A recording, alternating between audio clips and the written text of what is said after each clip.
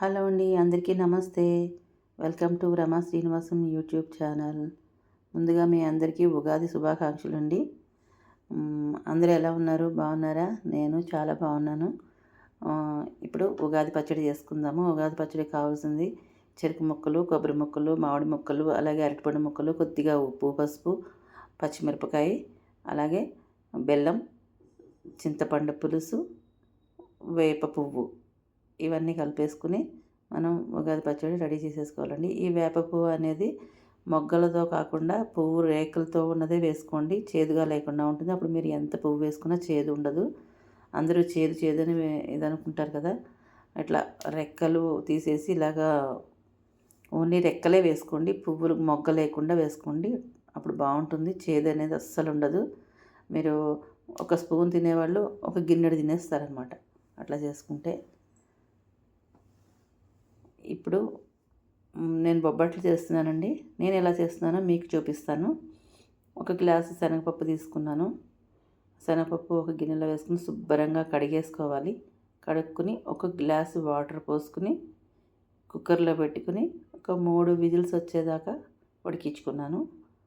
ఉడికించుకున్న తర్వాత అది తీసి పక్కన పెట్టుకోవాలి. ఈలోపు మనం మైదా పిండి కలుపుకోవాలి కదా. నేను ఒక గ్లాసు మైదా పిండి తీసుకున్నాను. మామూలుగా అయితే 1.5 గ్లాస్ తీసుకోవచ్చు. నేను 1 గ్లాసే తీసుకున్నాను అనమాట. కొద్దిగా నాకు పూర్ణం మిగలాలనే 1 గ్లాస్ తీసుకున్నాను మైదాపిండి. ఇలా కలిపేసుకుని నీళ్లు వేసుకుని కలిపేసుకుని కొంచెం ఆయిల్ వేసేసుకుని ఇట్లా ముద్దనంతా మైదాని కలిపేసుకుని బాగా ఒక పావుగంట పక్కన పెట్టేసుకోండి. ఎందుకంటే మన శనగపప్పు చల్లగా అవ్వాలి, అది మిక్సీ కూడా వేసుకోవాలన్నమాట. ఆలోపు ఇది నానుతుంది పిండి. పప్పు ఉడికిపోయింది, తీసి మనం వడపోసుకోవాలన్నమాట.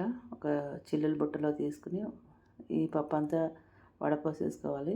నీళ్ళన్నీ కిందకి దిగిపోవాలి మొత్తం, అది పొడి పొడిగా వచ్చేయాలన్నమాట పప్పు. ఈ నీళ్లు వేస్ట్ చేయకండి, ఇది చాలా హెల్దీ అనమాట. ఈ శనగ నీళ్ళు శనగ కట్టు చేసుకోవచ్చు, లేదా అంటే ఉప్పు వేసుకుని తాగేసేయండి మీరు. ఈలోపు బెల్లం కరిగించుకుందాం మనం. 1 గ్లాసున్నర బెల్లం తీసుకున్నానండి. 1 గ్లాసు శనగపప్పు తీసుకున్నాను కదా, 1 గ్లాసున్నర బెల్లం తీసుకుని కొంచెం 1/2 గ్లాస్ వాటర్ పోసుకుని స్టవ్ మీద పెట్టుకుని స్టవ్ వెలిగించుకుని పాకం కొద్దిగా కరిగనిచ్చిన తర్వాత మనం ఈ పప్పు ఏదైతే ఉందో ఈ పప్పు చల్లారుతుంది కదా, చల్లారిన తర్వాత మనం మిక్సీలో వేసేసుకుని ఒక ముద్దలాగా చేసేసుకుంటాం అనమాట. మిక్సీలో వేసుకుని ముద్దలా చేసుకుని పెట్టుకున్నాను నేను. ఈ బెల్లం కరిగిన దాంట్లో ఈ శనగపప్పు ముద్దని వేసుకుని ఇంకా తిప్పాలండి దాన్ని బాగాను. ఇప్పుడు పలచగా అయిపోతుంది కదా, పలచగా ఉంటుంది కదా, అది కొంచెం గట్టి పడే వరకు, ముద్ద అయ్యే వరకు అయితే ఉండలు అవ్వాలన్నమాట, బాల్స్ లాగా అవ్వాలి. అట్లా మనం దాన్ని బెల్లం పాకంలో తిప్పాలన్నమాట. మనం వదలకుండా తిప్పాలి. వదిలేస్తే అడుగంటుతుంది. వదలకుండా అలాగ తిప్పాలి, కొంచెం గట్టిపడేంత వరకు తిప్పాలన్నమాట. మనకి ఎలా తెలుస్తుందంటే మనం గరిటెలో వేసుకుని ఇలా కిందకి వేస్తే కింద పడిపోవాలి, టక్మన్ అంతా ఒకటేసారి పడిపోవాలి. అప్పుడు మనది కరెక్ట్గా పాకం కరెక్ట్గా వచ్చినట్టు చూడండి, అట్లా రావాలన్నమాట. ఇప్పుడు కొద్దిగా ఇలాచీ వేసేసుకుని ఒకసారి కదిపేసుకుని స్టవ్ ఆఫ్ చేసుకోండి. ఆఫ్ చేసుకున్న తర్వాత నాకు తొందరగా కావాలి కాబట్టి నేను ఫ్యాన్ దగ్గర చల్లగా పెట్టేసుకుందామని ఫ్యాన్ దగ్గర పెట్టేసుకున్నాను. ఈలోపు నేను పులిహోర కూడా చేసేసుకున్నానండి దీనికి ముందేను, అది కూడా ఒకసారి చూడండి. నేను మామిడికాయ పులిహోర చేశాను. అంటే ఉగాది అంటే మామిడికాయలతోనే చేసుకుంటాం కాబట్టి చింతపండుతో చేయకుండా మామిడికాయ పులిహోర చేశాను అనమాట ఇవాళ. ఇది ఇప్పుడు చల్లగా అయిపోయింది. ఉండలు కట్టేసుకుని మనం ఇప్పుడు బొబ్బట్లు వచ్చేసుకుందాము. ఈ బొబ్బట్లు వత్తడానికి నాకు ఎక్కడ కవర్ దొరకలేదండి. పాలిథిన్ కవర్ అక్కడ పాలిథిన్ కవర్ అంటే నాకు జిప్లా కవర్ ఒకటి దొరికింది, దాంతో ఒత్తుకుంటున్నాను. అసలు మామూలుగా అయితే కొంచెం దళసరిగా ఉన్న దాంతో ఒత్తుకుంటే బాగుంటుంది, లేదంటే అరిటాకులో ఒత్తుకుంటే ఇంకా చాలా బాగుంటుంది. మనకి మంచిది కూడాను, హెల్త్కి మంచిది కూడాను. లేదు అంటే కనుక మన ప్లాస్టిక్ కవర్లు యూజ్ చేస్తాం కదా, ఒక ఆయిల్ కవర్లు యూజ్ చేస్తాం కదా, ఆయిల్ వంపేసుకున్న తర్వాత కవర్ ఉంటుంది కదా, ఆ కవర్ మీద ఒత్తుకుని వేసుకుంటే బాగానే వస్తుంది. ఏది ఏమైనా కూడా అరిటాకే శ్రేష్టమండి, అరిటాకులో చేసుకుంటేనే బాగుంటుంది. ఇవన్నీ మంచిది కాదు ప్లాస్టిక్ వన్నీని. ఇట్లా చేసేసుకుని కాల్చేసుకోవాలండి. ఇంకొకటి చెప్పాలి మీకు. దీంట్లో మీరు బొబ్బట్లు చేసేటప్పుడు ఒక ముఖ్యంగా బెల్లం ఒకటి మంచిది సెలెక్ట్ చేసుకోవాలండి. ఇప్పుడు వచ్చే బెల్లాలన్నిటిలోని ఉప్పు శాతం ఎక్కువ ఉంటుందండి. ఉప్పగా ఉన్న బెల్లము బాగుండదంతా. దేనికైనా సరే పూర్ణాలకి బాగుండదు. తర్వాత ఇవి బొబ్బట్లకి ఇలాంటి దేనికి బాగుండదు. అంటే మా పరంగా నేను చేసుకుంటాం కాబట్టి అట్లా మాకు అది నచ్చదనమాట.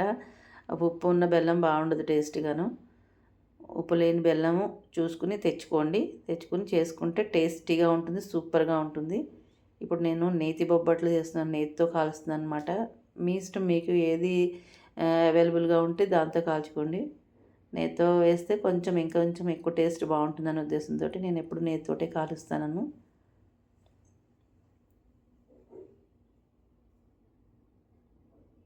అది ఇట్లా వేసుకుని మొత్తం అన్నీ కాల్చేసుకుని పెట్టేసుకోవాలి. పెట్టుకుంటే మన తీయటి కమ్మటి బొబ్బట్లు రెడీ అయిపోతాయి. ఎలా ఉంది, మీ అందరికీ నచ్చిందా? మీరందరూ ఏం చేసుకుంటున్నారు కామెంట్ రూపంలో తెలియజేయండి. అంతేనండి, ఈరోజు నేను చేసింది బొబ్బట్లు, తర్వాత ఉగాది పచ్చడి, అదే వేప పచ్చడి, అలాగే మామిడికాయ పులిహోర చేశాను. ఎప్పుడు చింతపండు పులిహోర చేస్తాను, ఈసారి మామిడికాయ పులిహోర చేశాను. మామిడికాయ పులిహోర చేసేది మన ఛానల్లో ఉంది, ఒకసారి చెక్ చేయండి.